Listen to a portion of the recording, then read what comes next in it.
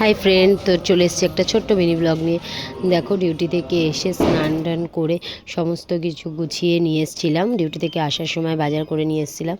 যেহেতু আমি তো এবারে উপোস করতে পারিনি, অঞ্জলি দেবো না, ঘরে তোমার মা তারার ফটো আছে, এখানে পুজো দিয়েছি ছোট্ট করে। তো তার জন্যে সন্দেশ, ফুলমালা সব কিছু কিনে নিয়ে এসেছিলাম। নিয়ে এসে এখানে জোগাড় করে সন্ধ্যেবেলা সন্ধে দিয়েছি। দেখো, এখানে তুলসী তলায় খুব সুন্দর করে মোমবাতি দিয়ে সাজিয়েছি। তোমরা কারা কারা এরকম করেছো কমেন্টে অবশ্যই জানিও। কারা কারা প্রদীপ জ্বেলেছো, কারা কারা মোমবাতি জ্বেলেছো।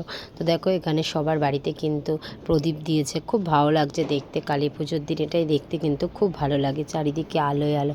আর এই বাচ্চাটা দেখো এখানে কতগুলো মোমবাতি ধরিয়েছে, কত রকমের মোমবাতি, তাই ওকে একটু ভিডিও করে নিয়েছিলাম।